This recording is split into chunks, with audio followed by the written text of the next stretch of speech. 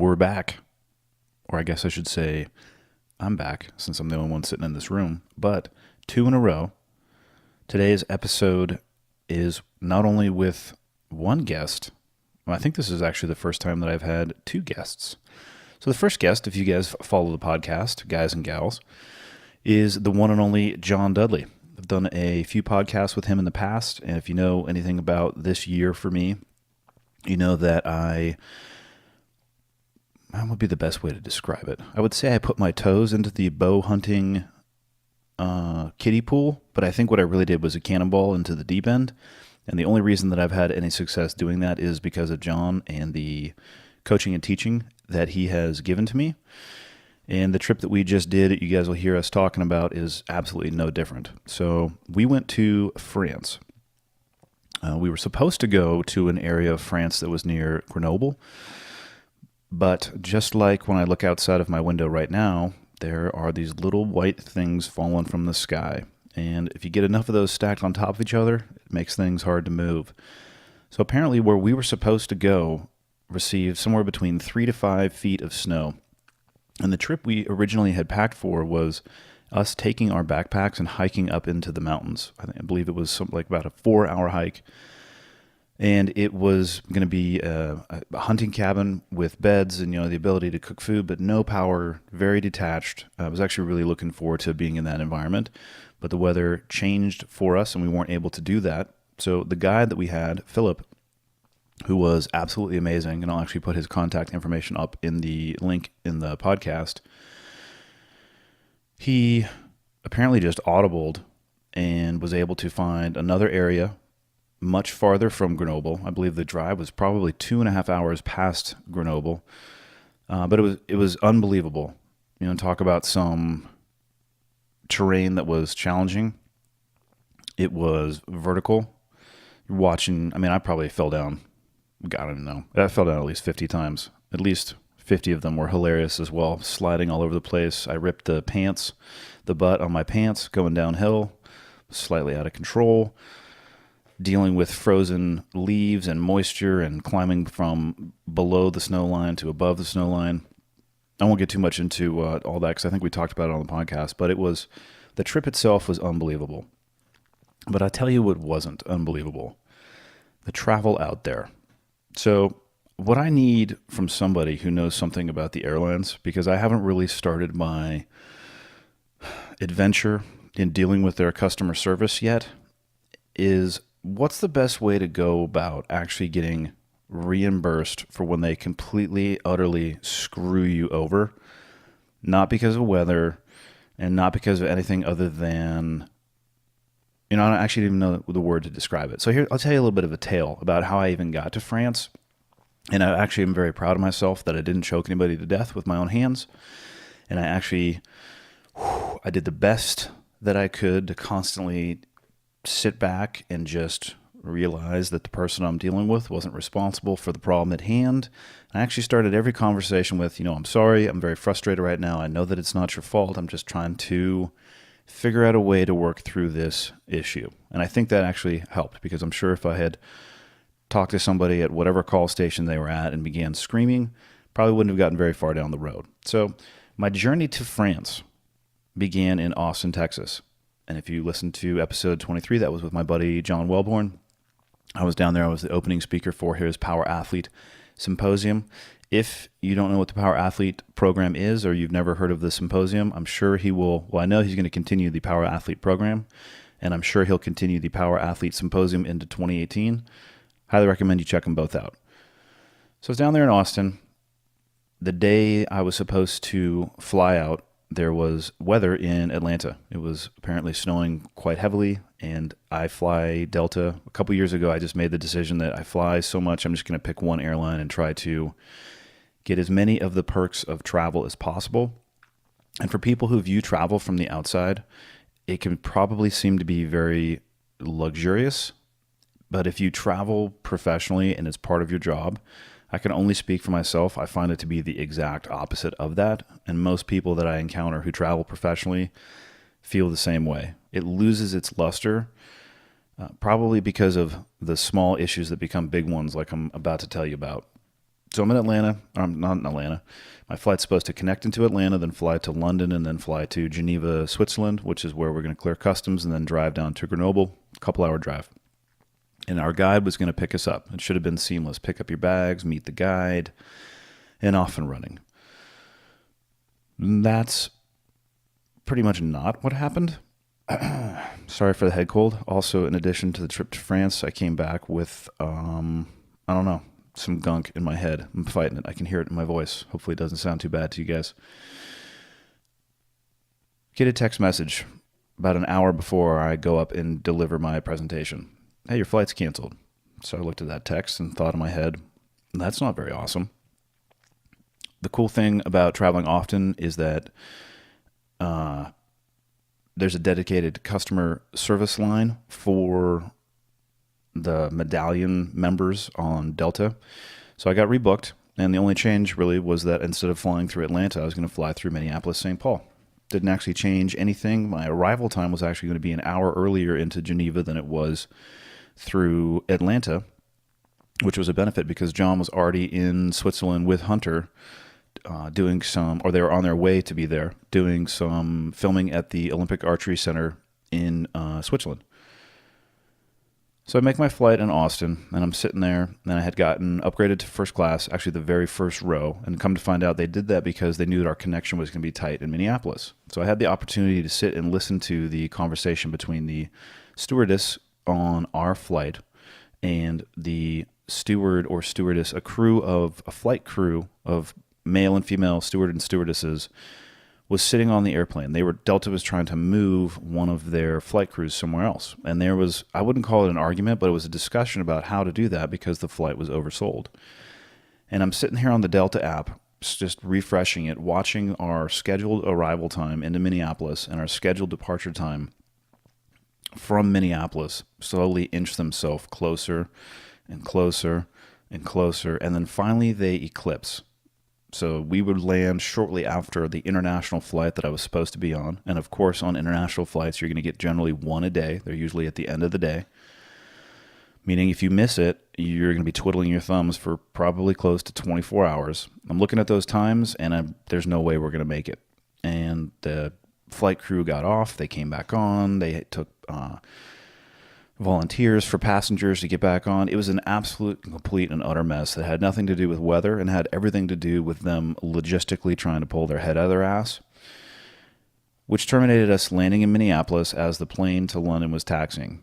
So they recommend that I go see a Redcoat, which in my understanding is an agent for Delta Airlines that, I don't know, has more experience. I don't necessarily understand what the difference is. All I know is that they pointed me at one of those individuals who said, hey, if you don't need anything out of your bags, I recommend that you leave your bags here at the airport.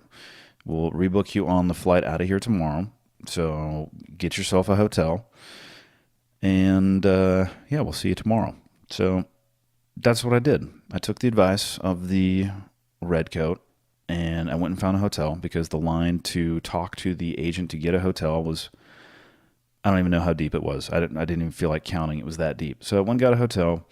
Problem is I'm looking at the Delta app and I wasn't rebooked on a flight. So I spent about 4 hours trying to get myself rebooked, which I eventually did. Got back to the airport the next day, and they had changed the route of flight.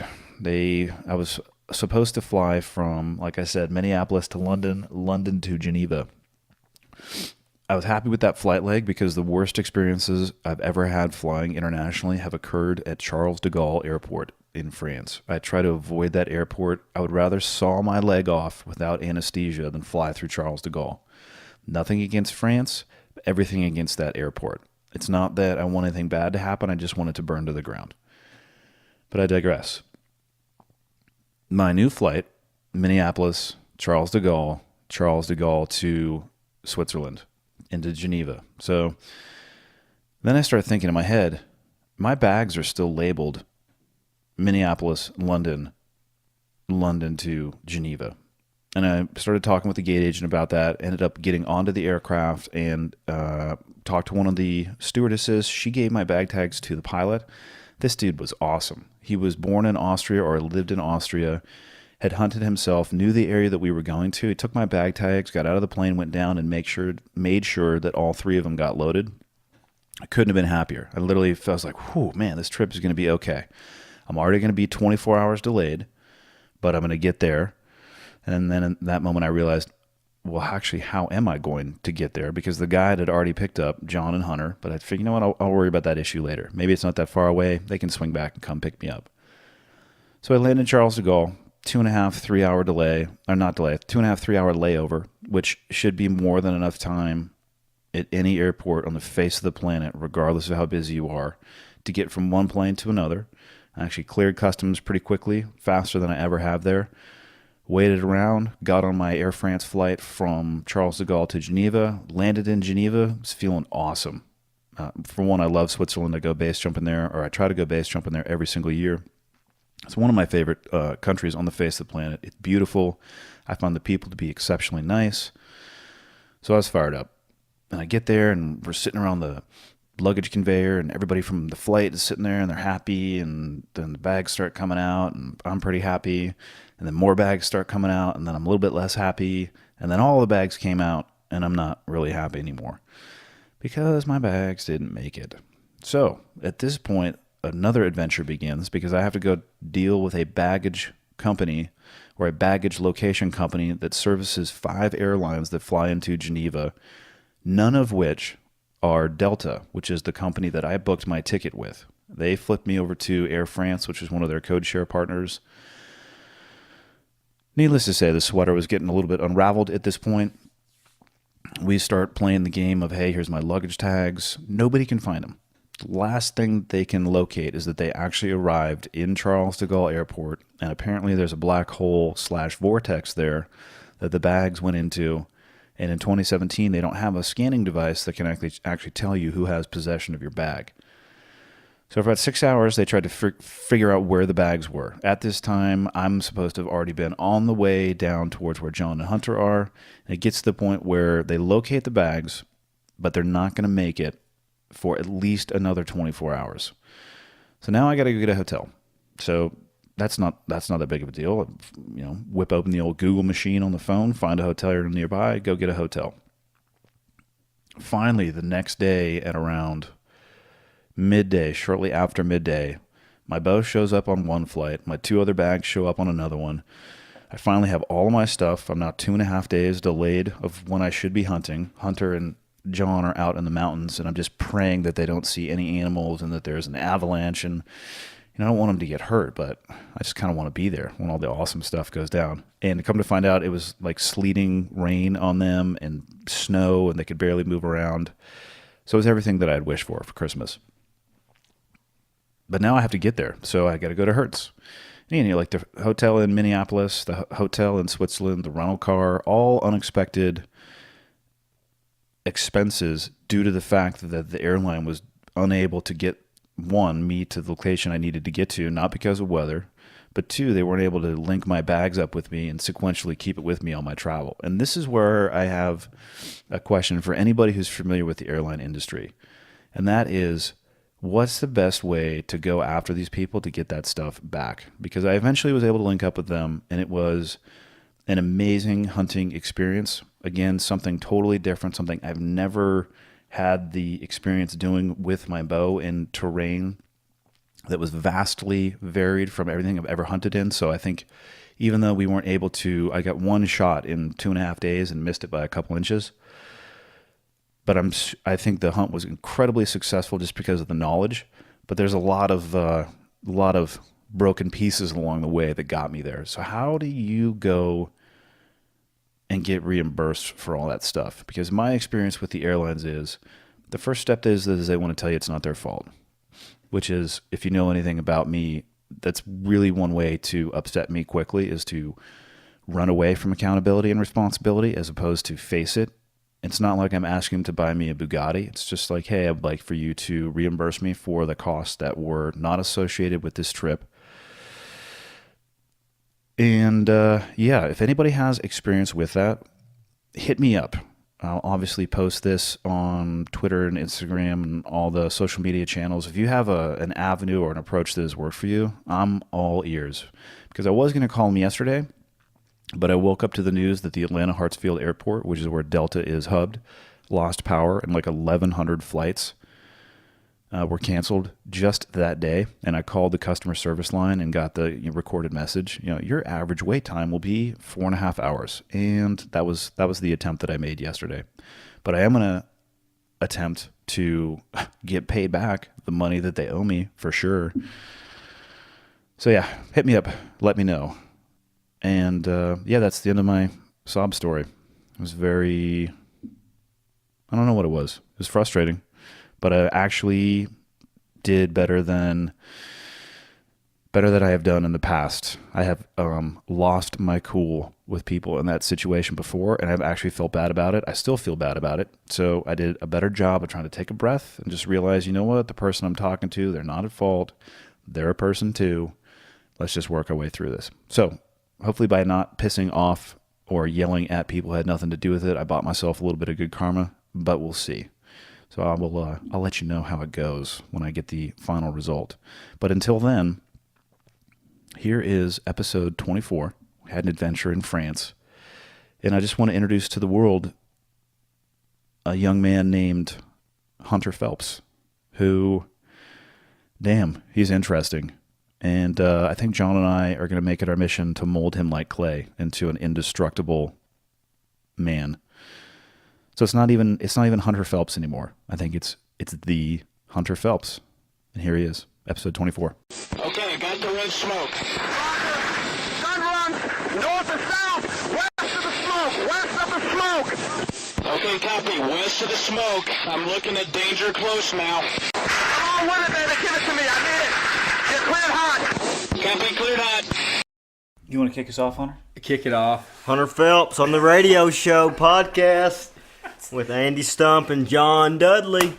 Let's get it going. Where do we start? It's Stump, not Stump. Yep. And it's not the radio, it's the internet. Podcast. And we are live with Joe Dirt, folks. Andy and I couldn't be more excited that he's here in the office. All I have are questions about everything from your life choices to this week.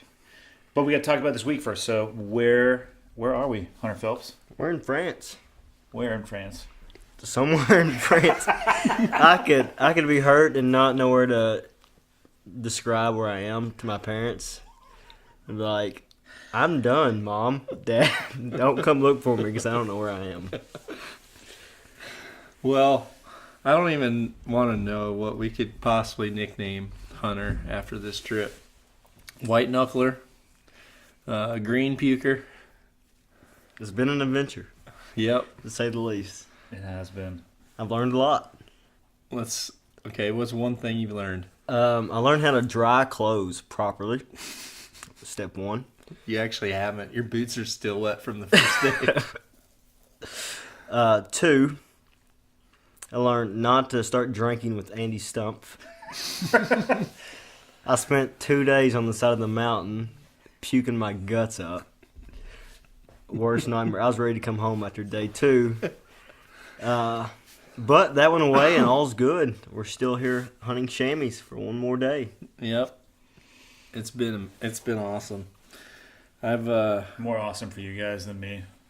yeah, man, we got to enjoy 2 days of chaos while you enjoyed 2 days of chaos on your own.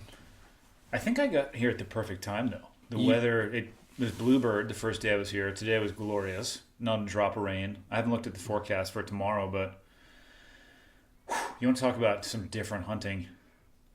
Yeah, this has been exactly what I wanted. Have you ever done any hunting like this? Or is there hunting to do like this in the U.S.? Oh yeah, for Well, sure. we should actually describe what it is we're hunting for. So we're in In the French Alps, southern French Alps. Southern French Alps? Yeah. all right, we got a thumbs up from the local guide, Yep. Philippe. Annie and I wouldn't be able to tell our moms where we... All I know, the closest town we're at is Grenoble. And then we're southeast of that by at least an hour. I think we're 3 hours from Grenoble. Okay, yeah, we're we got the nod. We're 3 hours from Grenoble. So actually none of us know where we are. So we're an hour from Grenoble. It's fine. Yep, we're hunting this small little mountain South Alps. We're hunting this small little mountain goat.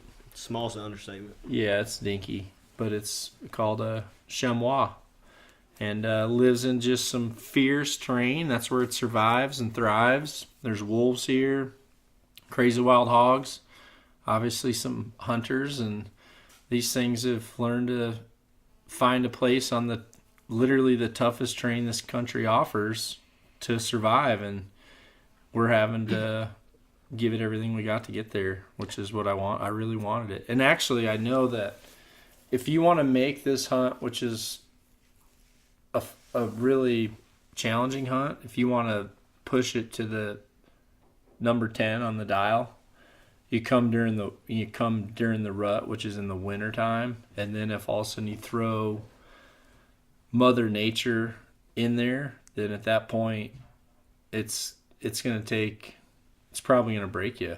I mean, day one when you were in the airport stuck, we had Sleet. We had at least a foot of snow. With sleet.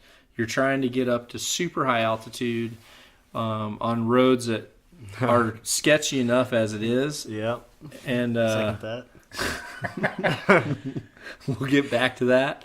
And then we drove up, got in there, and then literally by the end of the first day that Hunter and I were here, Andy was still waiting on bags, it started raining.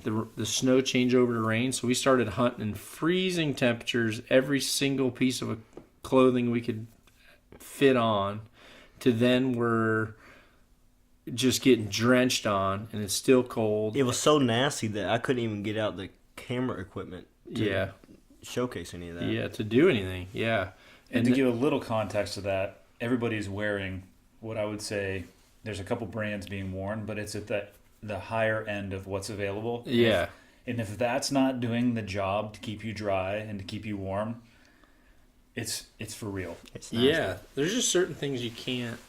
When you're wicking, like when it's raining so hard that rain's just coming down your neck, it just wicks through you.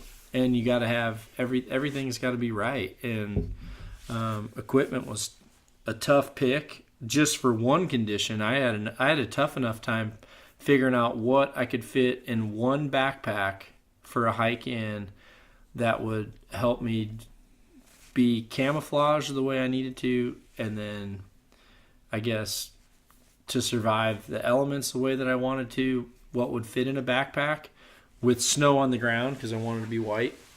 And then and that was thinking, okay, it's going to be cold and it's going to be snow. That's what we expected. And then all of a sudden, boom, it's raining. And we got like 5 inches of rain, I think, in one night. So literally you have these mountains that are just as serious as they get with over a foot of snow where we were. And then all of a sudden you just get this massive amount of rain. And it was just rivers coming down, and everywhere we drove in to begin with, and the snow packed, then it became just sheer ice, and you're trying to come down, and we ended up putting our truck into the side of a bank. I was screaming like a little schoolgirl for my life. Which is just beginning. How old are you, Hunter? I'm 21, and they do not make hills like this in Kentucky, I promise you. But you had to get your passport for this trip, right? First stamp.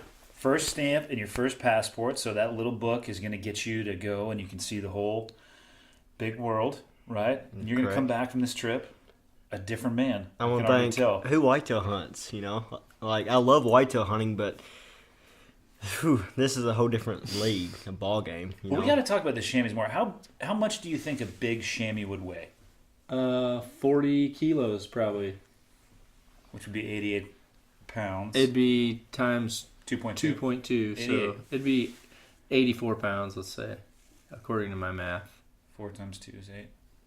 Yeah, we're getting the nod. Hold on, I got a calculator. Get those stretches going while we're podcasting. Our guide is probably one of the most vicious animals I've ever met. He's a legit dude. Half chamois. Half chamois, half gymnast, full French. And he has quads I'd say like a CrossFit athlete. And he does stretches like a gymnast. And he does those in fluorescent orange Playboy pants. Underpants. Well, they're not boxers. Boxer briefs. Yeah. Boxer, yeah. Oh, what are they called? Boxer. Okay, it's Boxer. a boxer. Listen, Okay. those might be French boxers. Yeah. So they're tight in all the right places, and you get to see a little bit of everything. Little package. A little pack. Packs it tight. So back to the chamois. 88 Let's not pounds. get I'm off just trying to track. get, because I want to give people perspective. I mean, so I've only been here for 2 days. I've shot one arrow ball. Close. It was close, It was but so it was a close. far shot. But it was a far shot on an animal that, what would you say, a medium pizza dish is your kill zone? Yeah, I wouldn't talk about how far you shot it at. I said a long we're- bomb. Yeah, we're limited, but the chamois is a species of goat antelope native in the mountains of Europe, including the European Alps. That's true. Well, there's a lot of mountains I can't pronounce. But the chamois has also been introduced to the South Island of New Zealand, which they're very popular to be hunted there, and they're just a really, really cool animal. If you should look it up, they're kind of a black, almost like a little miniature mountain goat. Male and female look pretty eerily similar. Yeah, very similar, but they're super cool, and I think because of their size is why they can get around in the areas that they do. I mean, their hooves are really unique. And by that, I would describe it as not vertical, but as close as you could get. I think they can go vertical. I was watching them today across the valley, 2 of them sprinting, Yep. horizontally across the mountain that I would have been probably on all fours, scrambling across, with no regard for their safety whatsoever. No, I think they know the faster you go, you can just ride it out once you get to the bottom.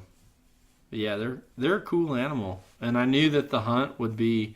It really wasn't about the hunt. I mean, I know you really loved Alberta, and you loved. That was a different experience that you had compared to some of the Georgia trip that we did, or the and trip Montana is the only thing I have in between. Or Utah. Utah, you did, which was also a tough hunt for terrain, but this was just a totally different experience. I mean, you're trying to communicate on strategy. You're spotting them from a long way off, and then you're having to just give it 110% to get there, and then deep down, you also know that if you don't make it happen, you're going to have to come out of that crap for no reason. If you go down, you got to come back up. You know? That's what's always in my mind. Yesterday afternoon was a perfect example of this. We were driving around in a vehicle and spotted these little suckers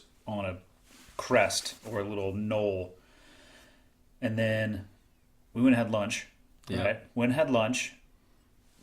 He whipped out the map, was looking at the route we were going to take, and we took the car all the way to the back of the mountain. Hunter enjoyed vast majority of that ride. He's going to have very early onset arthritis in his hands from holding onto the back of the seat. But get to the back of the mountain, and then we just dove down. A little bit of lateral movement, and then just dove down off the back of that mountain. In my head, I was thinking, every step that we take down, we have to go back up. And every step we were taking, I was like, oh my. And when you're grabbing stuff on the way down so that you don't end up at the bottom. Oh, yeah. You will go down if you don't hold on to something. But we weaved around, and lo and behold, got to, where did you see them at? 52 yards, 56 yards? Yeah, the first sighting was at 52. Yeah, there was one bedded at 52, just perfect. Which is a credit to our guide for sure, because we did not whip out a compass or a GPS. We spotted those things from probably 3 to 4 miles away. Yeah. And then approached from approached from a good 15, probably a 15-kilometer loop, and then came literally guess where they were on one ridgeback, and bombed off this thing where you can't see it. When it's so vertical, you can't see anything more than 50 yards underneath you. So we literally just nailed it and got right to this thing that we had spotted, and we're literally 52 yards sitting there just waiting for him to get out of his bed.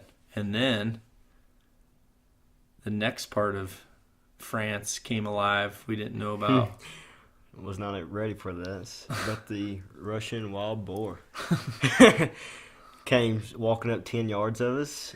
Which I wasn't prepared for. I caught a glimpse out of the corner of my eye and immediately loaded an arrow, even though you were the primary guy shooting yesterday. Yeah.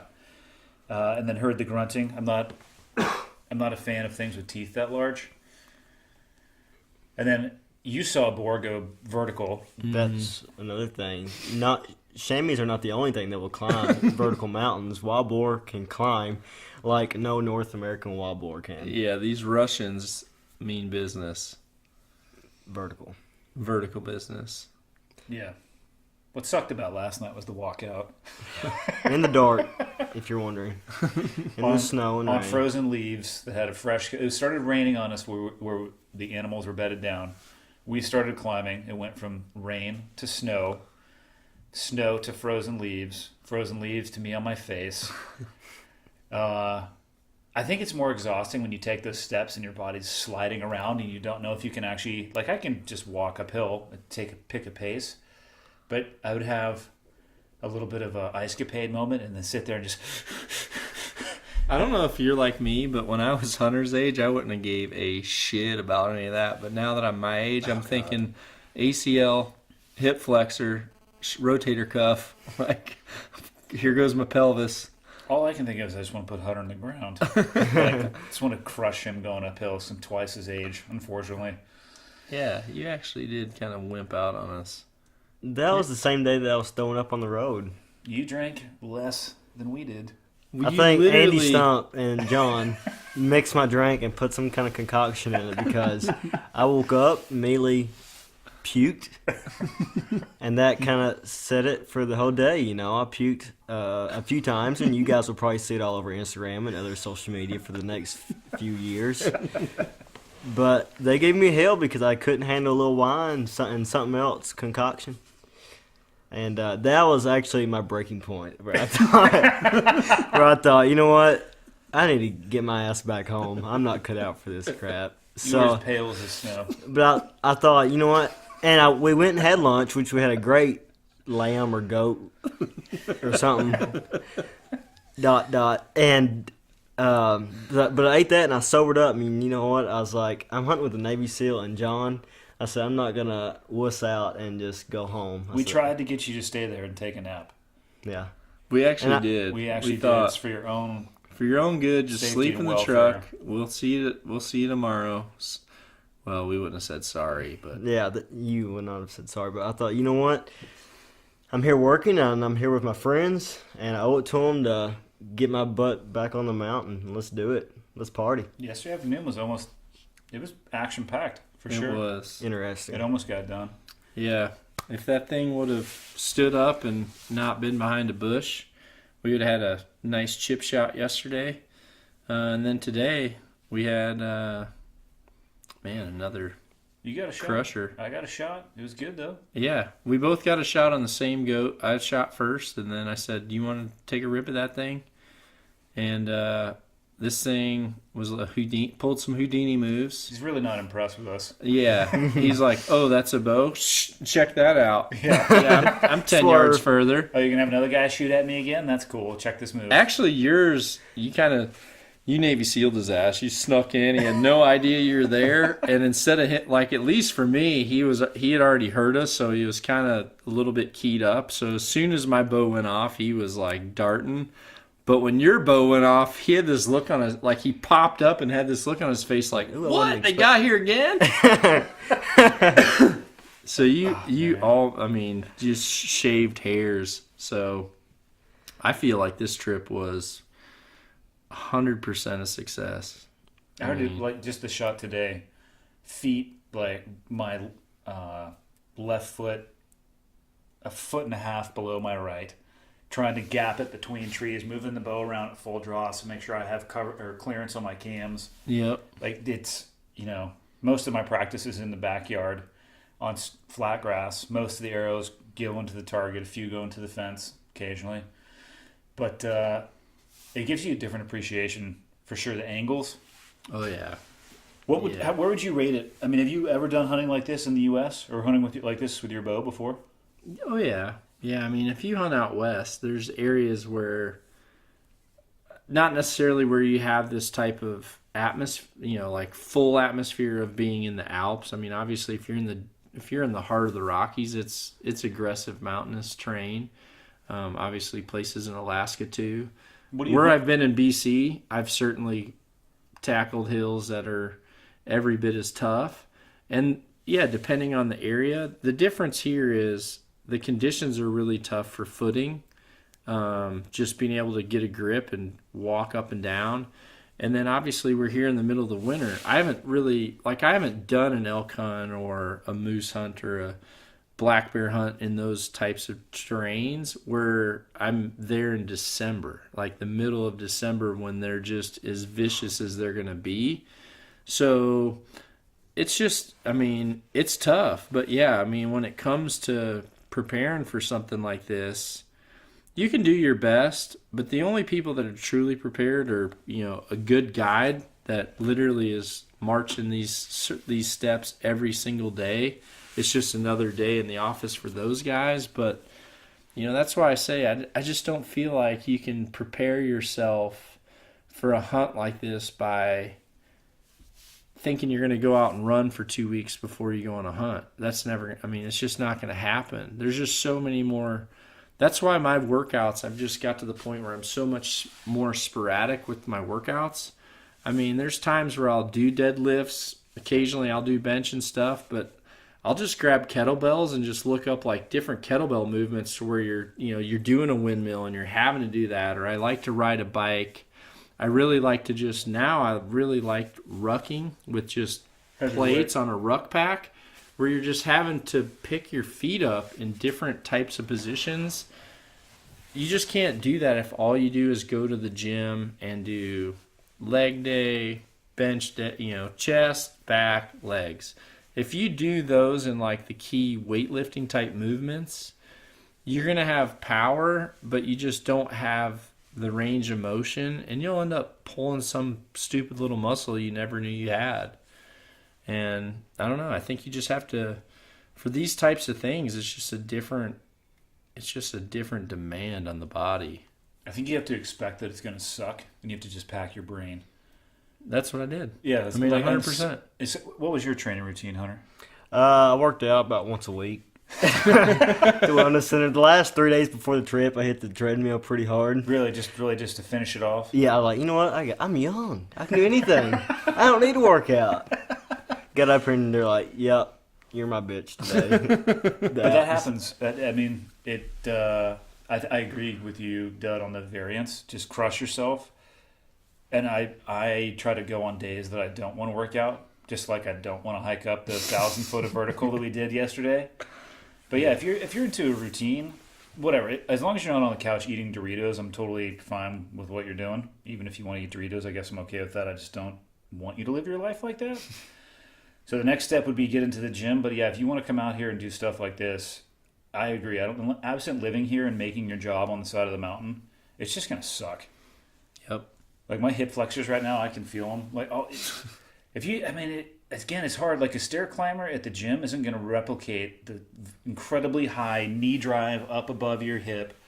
To what's I think getting me is the fact that it's like shale rock is one thing to walk on, but frozen dirt that you can't get purchased on your boot, makes it substantially worse. Well, the other thing too is if you had a stair stepper where the stairs were continually changing angles, where you're having to turn your foot, the side cuts, because that's what gets tough is you're trying to turn your foot to where you'll actually get traction.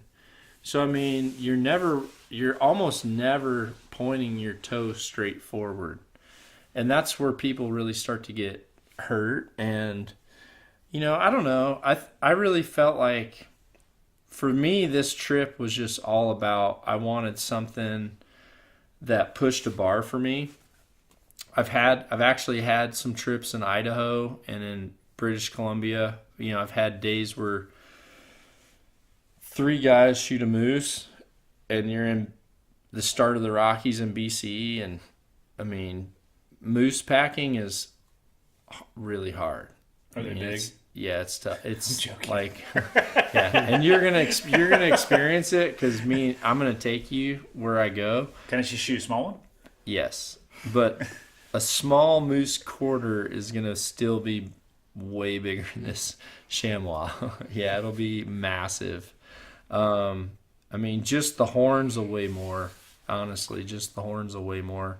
But yeah, I just really wanted to push the envelope, and I'm not personally into running like a marathon or something like that. That's just, I mean, I don't know. I can't get motivated to train for that and just continually run and run and run to prepare myself for that. But I will book myself into a hunt that I feel like is going to push me further than I've ever been pushed before. And then when I get there, I want to make sure that I don't say I could have had an opportunity if I would have got there. So like that for would me, suck to put it on the for calendar. for me, that's 100%. Like when we were going down that hill, I'm just like, don't miss the shot. Like make sure you're there when you need to be there, because otherwise I'll think of, like, I know myself well enough to know I'll be thinking about that more than anything. So this really wasn't a hunt that I booked from a trophy aspect or from a success aspect. I booked this as, you know, I wanted a new bar. And I thought it was, you know, because you and I are both kind of, you know, we both came here, you know, we were both talking about a hunt that we could do cool that involved Killcliff, because Killcliff was something you introduced me to in Alberta, like probably when I needed it most.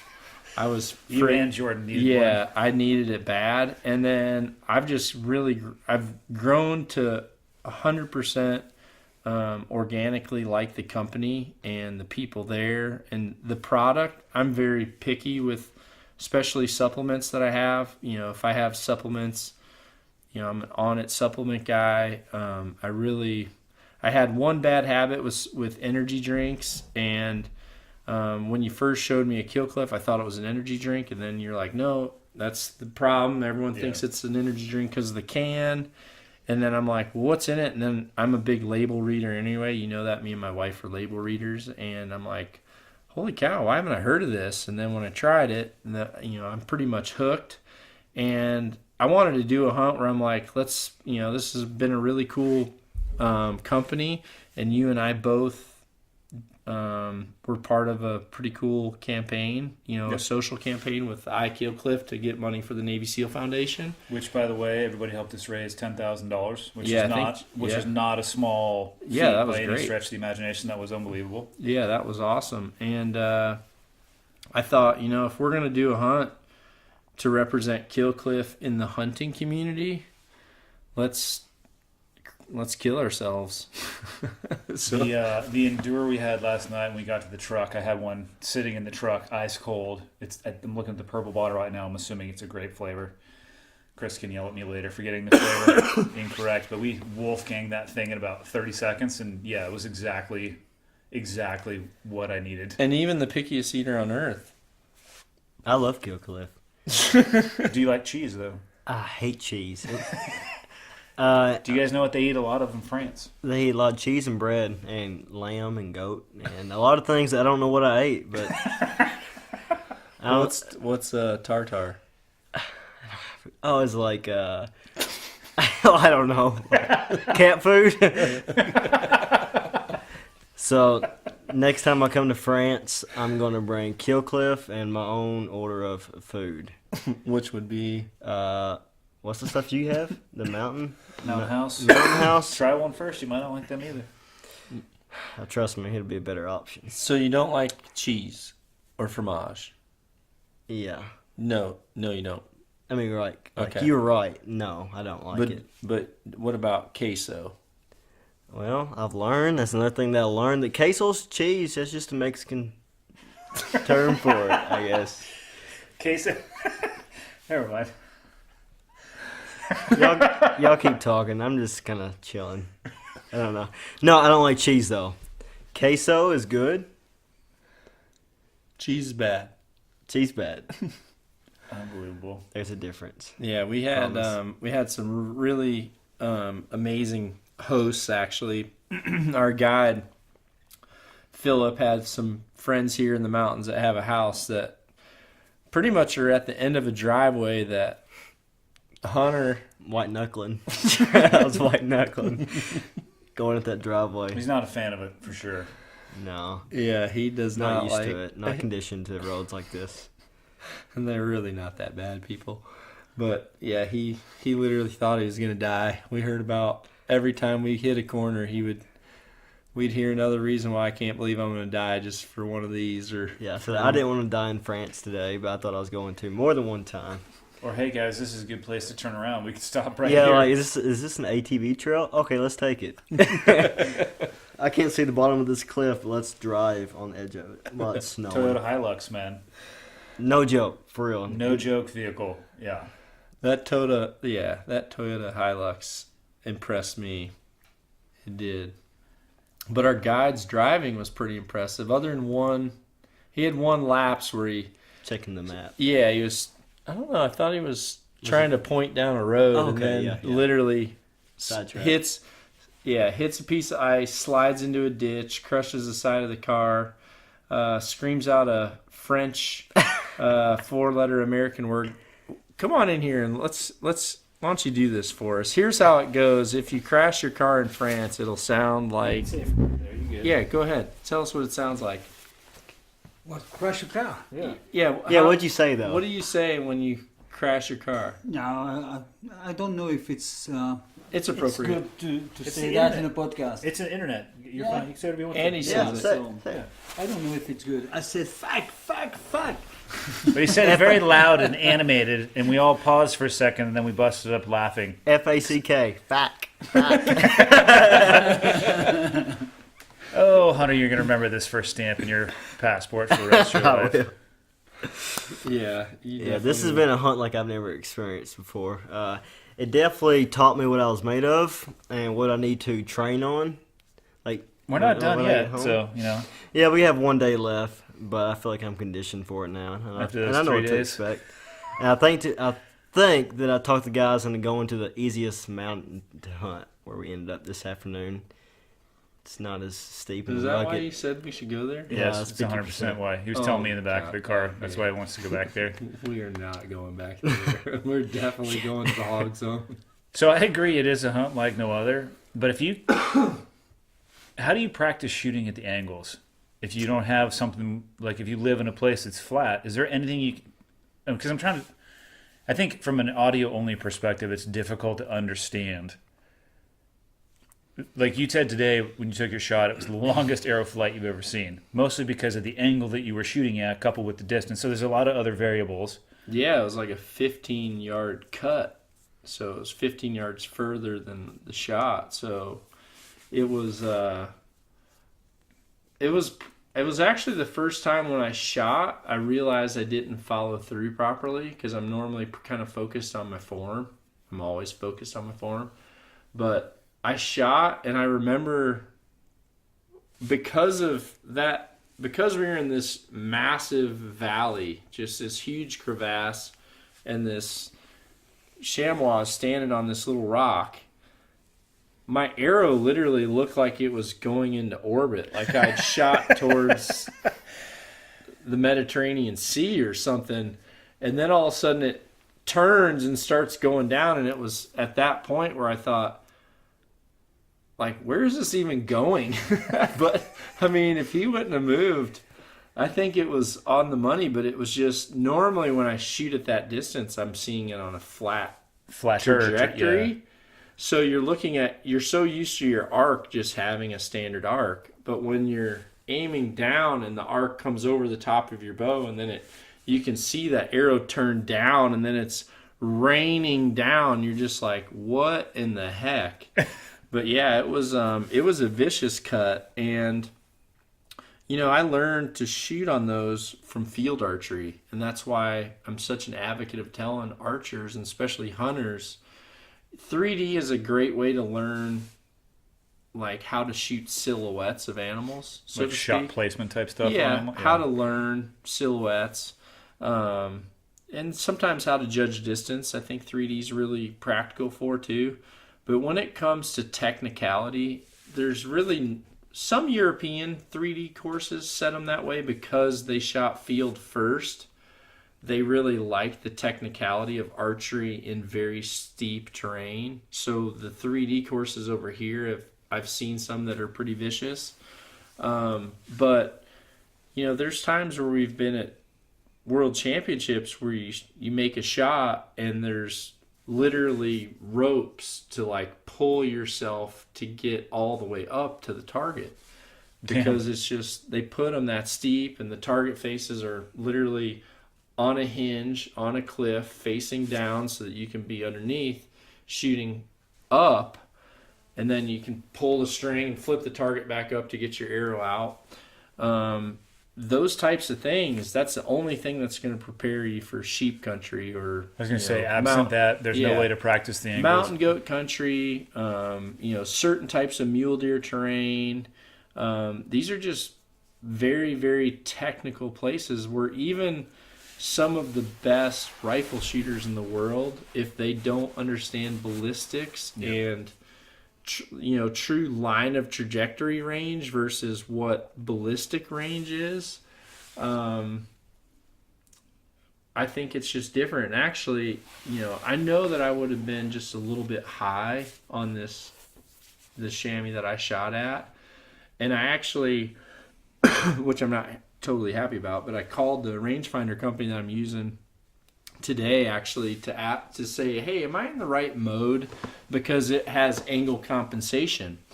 And then they told me, yes, you're in the right mode, but the mode only works to X degree. And it was like, which I remember my angle of degree was almost 40. So the angle of degree was very steep, and I think it maxed out at 30. So it would have been almost 2.5 yards closer than what I shot it for, which at that distance with the bow is a lot for cast. Mm-hmm. So I really should have went back to having an inclinometer on the side of my rangefinder with my cut chart laminated on the other side of my rangefinder, to where I could have ranged the animal, checked the inclinometer degree, and then looked at my cut percentage, and then it's just really easy math. And I probably would have shot that thing for, and that's what I did when I shot field. That's how I taught myself. I would have for surely had a better distance than just assuming the device was right. Is your cut chart based off of your, John, there he is, running off to cough. Is your cut chart based off of your feet per second? No, it's just, the cut charts are really just based off kind of ballistic calibrations. I've never known it to really change, and it could change slightly depending on, I guess, speed. I've never went that deep into it, if I'm honest. I'm trying to see if I can, if you give me a little bit here, I'll actually find. Yeah, no, I'm my just trying to cut think, chart. because I know rifle-wise, ballistically, it's going to, once you sight your rifle in, you can get the ballistic cut based off of that rifle. But I think with a caliber or hotter or slower round or a larger projectile flying through, it's going to give you a difference. So I'm sure as long as you sight it in your bow. Oh, there you go. Yeah, this is an inclinometer that I normally would have on the side of my rangefinder. Looks like a very shallow U with a level. Yep. The So little as you level would bubble. tilt it, that would go down, and you can keep your rangefinder at that angle, and then look to see, okay, I'm at a 37 degree, and then I don't know if I have it on my phone, but I used to have, and I should have, I normally always do, but I have an actual chart that is just based off angle of degree and what the percentage of cut would be for uphill versus downhill. And they're pretty minimal, the variance. There's slight variance, but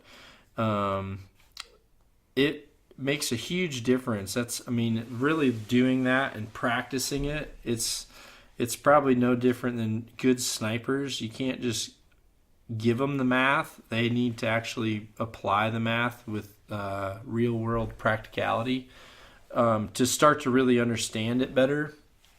And there's probably small variations that ballistics do have that's different between one thing to another, because I really feel like if I went out and practiced with one bow in field all year, I learned it so well to where I wouldn't necessarily have to be totally as precise with one bow versus another, because what I would learn was that my margin of error might have been a little bit better with one particular setup than the other setup. But it's definitely something people have to learn. So if you come on a hunt like this, it's critical, because like that shot that I would have had if that chamois would have came out tonight underneath us like that, That thing would have that's been... actually what made me call.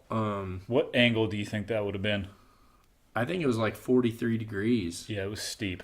So, that's a pretty dang big cut. But with that too, though, there's the proper technique. And so absent people being able to go and practice the angles. I know one thing that I was thinking in my head today when I drew back was draw back level, like you were saying, and then bend at the waist, as opposed to pointing down at it and then drawing back and having your body completely jankled up. Yeah, because a lot of times what happens is when people point their bow down and then draw back, a lot of people just try to pull the peep sight to their eye because they're trying to look through the rear peep, which is in your string. It would be a lot like a rifle shooter if they had front and back sights, but they kind of only, as you cock, as you pulled it up, you're with a bow, your rear sight is being drawn towards you. And what happens is, because people are wanting to properly center front sight in the rear sight, they just pull the rear sight to their eye. But there's more to archery where you're having to focus on your anchor point. So when people shoot down, normally they pull that peep to their eye, and their anchor position is much higher than if they were actually level. So, and then it's the opposite for when you shoot uphill. A lot of people pull the peep to their eye. They're trying to look through the peep, and their anchor is very low. It's not even on their face. Really? So your lefts and rights can be completely different. So by learning to draw and anchor first, then adjust. And what your he's head doing to right the now, he's peep. got his arm completely parallel to the ground, Yep. and then get to the anchor point. Have you ever shot angles like this, Hunter? Are you a No. bow hunter? Oh yeah. All right, I'm just checking. By Kentucky, we just hunt out of ladder stands and So deer 20 feet. stands. Yeah, 20 feet. Most of my angles are not that steep. Is what you shot today. No. But that's what I was telling myself today when I drew back, was just keep the bow level, pull back, and then make the adjustment. And I have never, until today, taken a shot in an angle like that with my bow. Yeah, and the shot you almost had at the end of the night would have been a very technical shot. Yeah. That for you to make a shot like that, you're really getting thrown in the deep end of, these are things that you can read about and you can do, and Then you have 10 seconds when the chamois comes out. yeah, and that this kind of comes back to when when hunters say, I've never missed an animal, or I've never, You haven't shot enough. yeah, I've never not hit where I aimed. It's because if you do things enough, those things will happen naturally. But then if you really start to bring more variables into that equation, well, now you have to be perfect. There isn't room for error. So, you bring someone out here that's never missed a whitetail, that's hunted out of a ground blind in Texas his whole life, Oh, God. and you bring him out here and put an animal, 57 yards away, but is literally aiming down far enough to where the cam is between their legs. It's not a joke either. Yeah, it's like, you're not going to hit that animal. And honestly, I've learned the most out of life by mistakes I've made, and I expected to make some mistakes here. Yeah, I'd rather hang out at my margins than in the sweet spot for sure. Like it's been cool. The whole trip being out here, the terrain, the environments. Again, another new animal. I have not that I have enough experience with any animal in the 6 months I've been hunting or 5 months I've been hunting, but another completely unknown that just pops their head up and looks at you for a second and they just ghost you. Like, Yeah. Awesome. I was supposed to do everything we were just talking about in 3 seconds. I didn't even have an arrow knocked. Yeah, The best part was when I asked you to come. I go, "Hey, do you want to go hunting chamois in France?" You're like, "Yeah," and I'm like, "Have you wanted to get one of those?" You're like, "What is it?" I'm like, "Okay." Yeah, Yeah. I'm in. No, I think it's the in my opinion at least, you get that breadth and depth of experience, and I bet you it'll help me with whitetail hunting or elk hunting for next year. Just being out again, for me, this trip, like I like the backpack I'm using, but I need to find a backpack that doesn't extend above my head. So maybe if we left this trip and the shot I got today was the only one I had, total success. Field tested my gear again. Different environment, different angles, but just got to go through all that, and then that plus the experience will make me a better hunter the next time out of the gate. One thing I really want to do better of is really keeping better documentation of the do's and don'ts that I have with equipment, because this was a really tough hunt because I knew what other people use, but that wouldn't necessarily mean that it worked for me, because it's a lot like with the shoes. Certain shoes just don't keep my feet warm, even if they're insulated right. And a lot of the mountaineering boots, because the positive side to them is they would have had more traction on the mountains than I had. But I really feel like because I'm so tall and my circulation to my hands and feet is poor, You got daddy long I legs. feel for like sure. whenever I cinch shoes down or boots down tight that way, or when I'm really encapsulated, I feel like my feet don't stay as warm. So I was trying to find an in-between, which I actually am really, really happy with what I brought. But there's other things where, I really think I would have done them just a little bit different. Like I definitely would have. Well, originally when we came here, we were expecting to do a pack-in hunt, but which drove the backpack that I right. have. Yeah, but they got, I think like 3 feet of snow. got demolished. Yeah, Just demolished. 3 feet of snow the day we landed, and they literally said, our starting point is shut down. Like we're not, we can snowshoe in, but there's 4 days of snow in the forecast. We're gonna, you're gonna be in for good. So that's why we ended up coming 2.5 hours further south. So I literally came here with a pack frame pack loaded up with layers in a certain way based off what I thought I was going to have to stay super warm at night because I didn't know how much fire we'd have. Whereas now that I've come down here, I've got a backpack that's way too big. So I'm really focusing on putting as much in my pockets as I can, which isn't the best. So I kind of wish, instead of bringing my laptop backpack, I should have brought an 1800 and my pack frame. I should have packed my travel computer and stuff in just a smaller hunting pack. There's just a lot of little things like that. I tried some.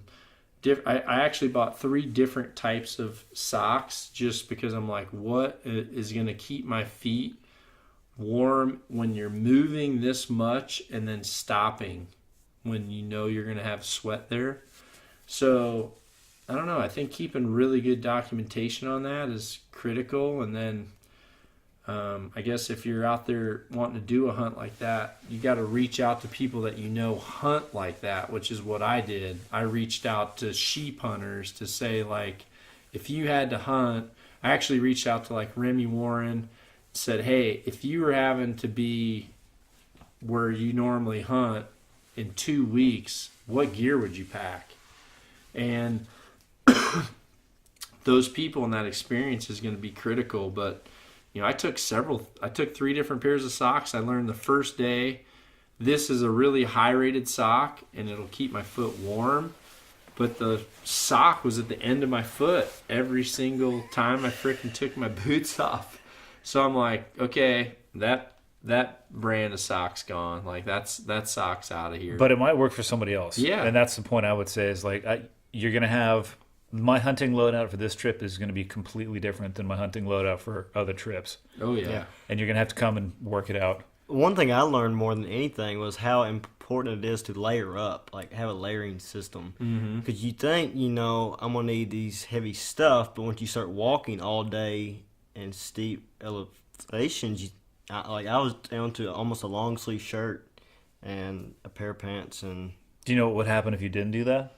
Well, that's day one. Yeah. He had... You would have almost died. First day I walked in with 5 layers of clothes. And they was looking behind them, wondering where I was, because I was gassed out, sweating to death. Until you stopped. Until I stopped, and then we got back to the truck, and I shedded about 3 layers. And realized you were frozen to death. Yeah. Exactly. Sweat is your enemy in the cold terrain. It's one of the key points they hammer into you. So, like I was telling you yesterday, try to keep it at a pace where you're just below your threshold to sweat, which is tough in this environment, especially if you're trying to keep up with somebody. Short legs. And if it's driven by somebody else's pace. But the rule in my old job is in the alpine environment, you go slow enough that you don't sweat, because if you start feeling the sweat, you're cooked. Yeah. In the long run. Yeah, because then you got to dry up. Yeah, for sure. I want to know. This could be pretty motivational. One thing for you, Hunter. I mean, you said that you were worried about this place breaking you. I mean, do you feel like you're going to be better with what you do because you made through it? 100%. Like I said yesterday, I was sick, and I went ahead and determined to go ahead. I was sickly. But I decided to go back on the mountain, because you guys were needing my help with some things. You like that, don't you? I'm just curious what things we needed your help with. I had to pack the team on my back. All right. Anyways. But but I overcame all that, and now I'm starting to get conditioned where I can handle these mountains after a few days or half a trip in. Andy's over here shaking his head like he doesn't you have agree. no idea how much mountains can break you off. Yeah.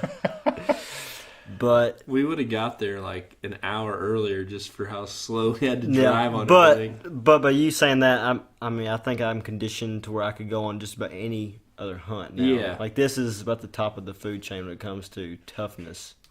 Yeah, I think if someone asked you to come do a turkey hunt right now, So yeah, I'm gonna grab my tennis shoes. I'm gonna grab my shorts, sunglasses. I'm coming.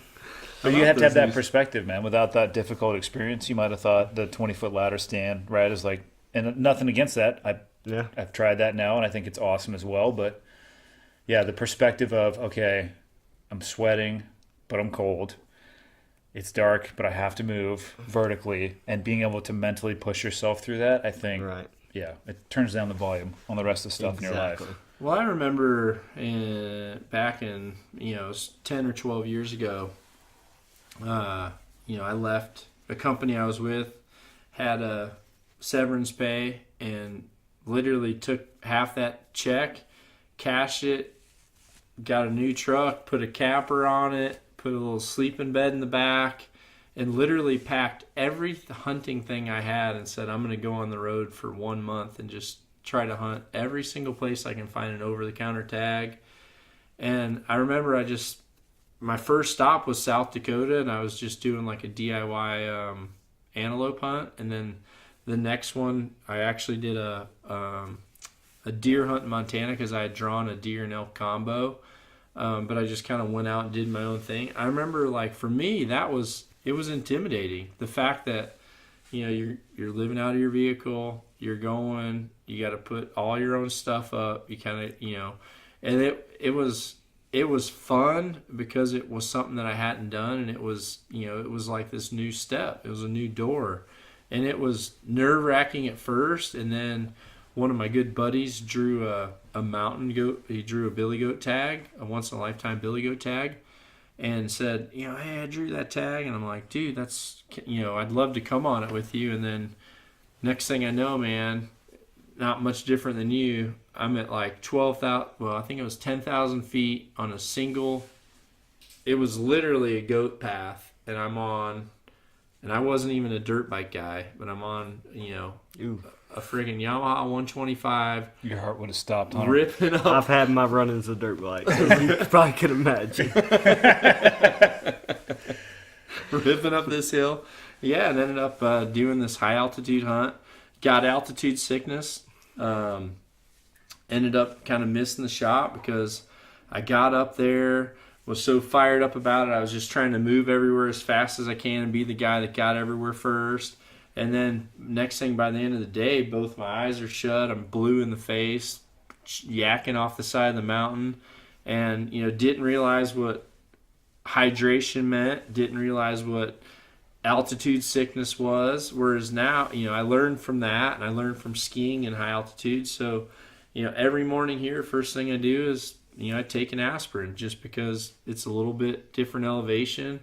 I'm trying to make sure I'm not gasping for air, so I take one aspirin, and it's just all those little things. But in the end, every single one of these steps has made me into where I'm at now. Mm-hmm. One little step that you told me about was I was getting so exhausted walking behind everyone that I was eating snow off the ground because I was getting so dehydrated. And you said, "Hey man, don't do that. You're really just hurting yourself more than you're you're helping lowering your yourself." core body temperature down a bunch. If you're going to do that, I used to fill up like Nalgene bottles, plastic Nalgene bottles with snow, and then put them on the inside of my jacket so they would melt. But like on the pocket, and then it would come out, and I would drink that. And that way your body doesn't have to break down the snow and then digest it. All that's just taking energy from your body. Or just pack a water bottle. Yeah, take a water bottle. I was too exhausted to reach back there and grab it this week. I was just scooping it up. Oh man, you drank from It's the fire hose it's for been sure. to that. It's been to that limit this week.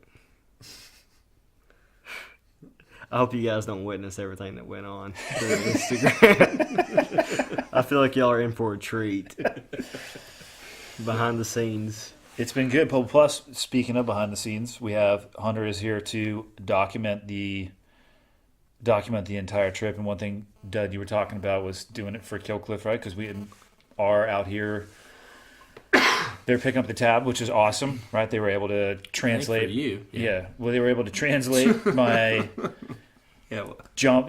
My career with them up to this point has been all completely jumping, but I think they saw the value in doing it, so they allowed me to utilize some of the jumping budget to come to France and not jump and hunt. And we were trying to jump, actually. We were trying to line up a jump, but I'm glad we didn't even waste. It would have been another bag that I wouldn't have had.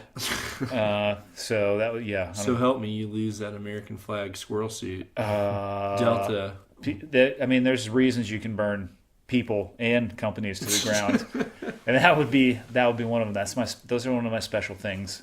So we're gonna keep close tabs, but yeah, man. Without them being able to say, hey, this is what you're gonna be able to do. I mean.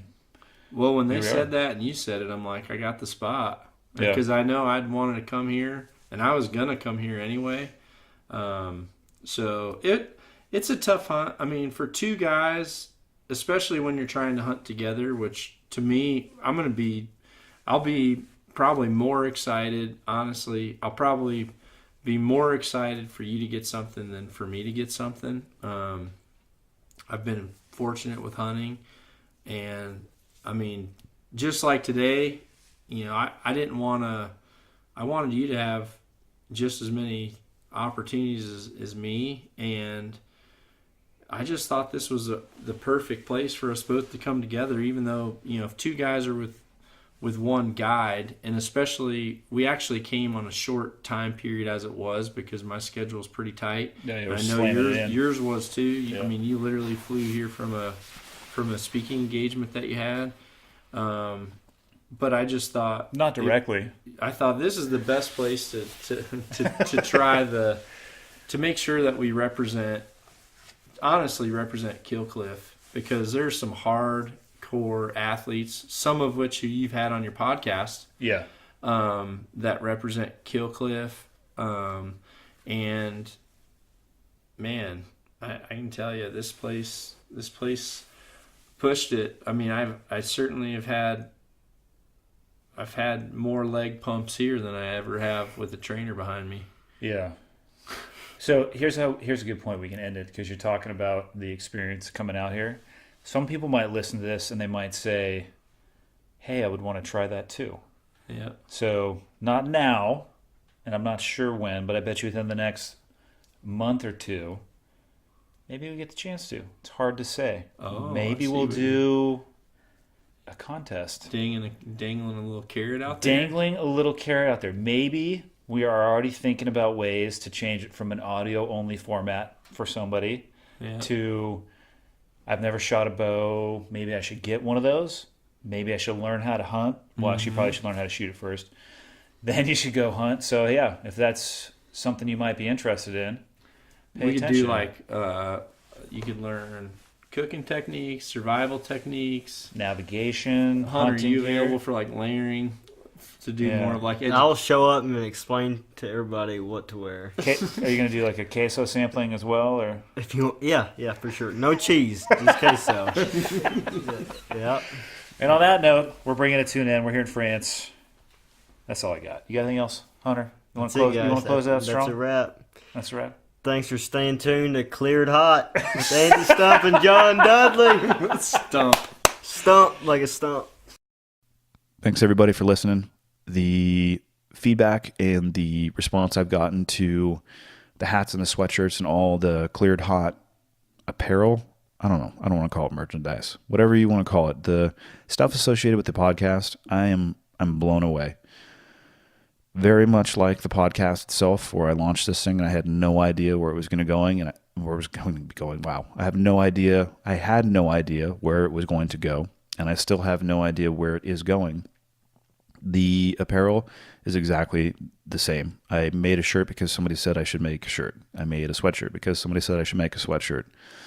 Made a hat for exactly the same reason, and people are buying those things and they're throwing them up on social media and they're spreading the word. And I can't thank you enough. It's awesome. I have really enjoyed this process, and I hope the people out there listening are enjoying the final product. If you do, or if you don't, do me a favor, go onto iTunes and write a review. I still truly don't know the importance of doing that, other than everybody who has a podcast or is associated with it says that it is important. But don't just do it if you have something nice to say. If you think the podcast sucks, get on there and, I don't care, rip me a new ass. It really doesn't bother me, and I'll take the feedback objectively on board. And if you have some suggestions for improvement, I'm all ears. I'll take it and do the best with it that I can. So yeah, thank you very much. And I think that's it. We're going to do one more of these bad boys until 2018. And then